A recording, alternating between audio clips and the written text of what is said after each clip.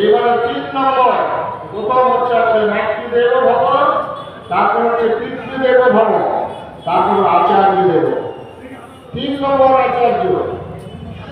প্রত্যেকের বাড়িতে যে যার গুরু শিষ্য হয়েছেন সেই সব গুরুর আসন বাড়িতে প্রতিষ্ঠা করবেন, আর সেই গুরু মন্ত্র জপ করবেন। তুলসী গাছ প্রত্যেকের বাড়িতে রাখবেন। তুলসী গাছ আছে তো? বাংলাদেশের মানুষ শঙ্খ আছে তো? না না, রাখবে সবাই কিছু একদম বর্ডারে। তারপরে সামনের শঙ্খ আমরা কি করে আনবো, সেটা হলে করে আপনার ধন্যবাদ করবে। আপনাদের এখানে বাংলাদেশের মানুষ শঙ্খ হাতে ছেড়ে এসছেন, তাহলে শঙ্খটা এখন কিনতে হবে। আর শঙ্খটাকে জল দিয়ে ভালোভাবে ধুবেন, ধুয়ে ডেলি সকালবেলায় সন্ধ্যাবেলায় শঙ্খ প্রদীপ উলুধ্বনি বাড়িতে দিতে হবে। আপনাদের হিন্দু গ্রাম দিয়ে চলুন, কোনো বাড়ি থেকে শঙ্খের আওয়াজ আসবে না, উলুধ্বনি হয় না, প্রদীপ জ্বলে না। আর হিন্দুর দিবসে হবে না, তো হবে না। মুসলমানদের মধ্যে কে পারে না এটা? দৈনিক একটা মানুষ 5 বার ঘড়ি ঘন্টা ধরে তার নামাজ করছে। এই শিক্ষাটা গ্রহণ করুন। আমাদের হিন্দুরা আমরা উলুধ্বনি দেবো না, শঙ্খ বাজাবো না, তুলসী গাছ লাগাবো না। ঠাকুরের জন্য একটু জল, একটু মিষ্টি, একটু চিনি দিয়ে বাবাসাহের সঙ্গে দিতে হবে না। এইটুকু দেখবেন সেই বাড়িতে শান্তি বিরাজ করবে, সেই বাড়িতে কল্যাণ হবে। যে বাড়িতে নিত্য ধূপ ধুলা শরীর, যে বাড়িতে নিত্য প্রণাম হয়, সেই বাড়িতে রোগ শোক দুঃখ যারা কম। এইবারে 4 নম্বর।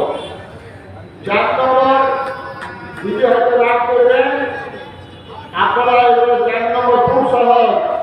একদম জল খাওয়া যাবে না।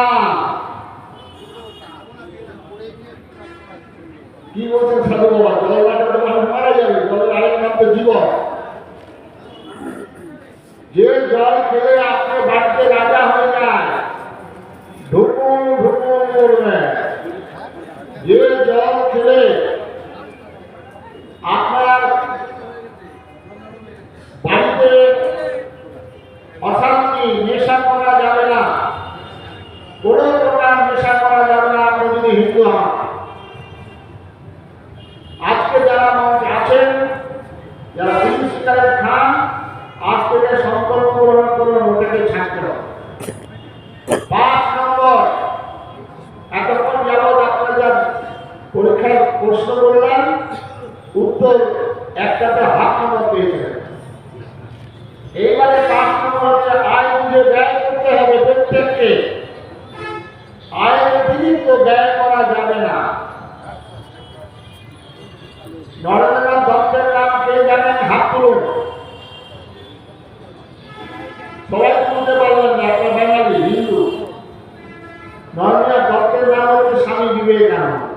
তার বাবার নাম ছেলেদেরকে জিজ্ঞাসা করবো না, কারণ তারা তার বাবার নাম বলতে গিয়ে শ্বশুরের নাম বলে ফেলবে। বাবার নামটা বলুন একবার। নরেন্দ্রনাথ দত্তের বিশ্বনাথ দত্ত। আমি বললাম ভাই আমাকে বারবার ফোন করে দিয়ে দিল। বিশ্বনাথ দত্ত। এই বিশ্বনাথ দত্ত হচ্ছেন একজন ব্যবহারজীবী ছিলেন, মানে উকিল ছিল, প্রচুর টাকা রোজগার করেছেন, আয় বুঝে ব্যয় করেনি, বিলাসবহুল জীবনযাত্রা হিসাব করে চলেনি, যার ফলে নরেন্দ্রনাথ দত্ত পেট ভরে খেতে পারেনি, অনেকগুলো ভাই বোন ছিল। তাহলে কি হচ্ছে? তাহলে ব্যক্তিকে কেন্দ্র করে পরিবার, পরিবারকে কেন্দ্র করে সমাজ, সমাজকে কেন্দ্র করে রাষ্ট্র। ব্যক্তির জীবনে যদি আপনি ব্যয়বহুল জীবনযাত্রা করেন, তাহলে আপনার সমাজ যাবে। তাহলে এখন যারা কল্যাণটা বলতে পারবে বামফ্রন্ট রাজত্বের সময় কত টাকা নিয়েছিল,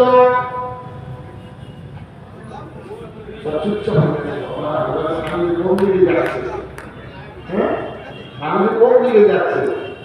2000 লক্ষ কোটি টাকা নাকি প্রায়। এখন যিনি আছেন তার নাম উচ্চারণ করার আগে সবাই তাকে বলবো, হাত জোর করে বলবেন সাক্ষাৎ মা সারদা।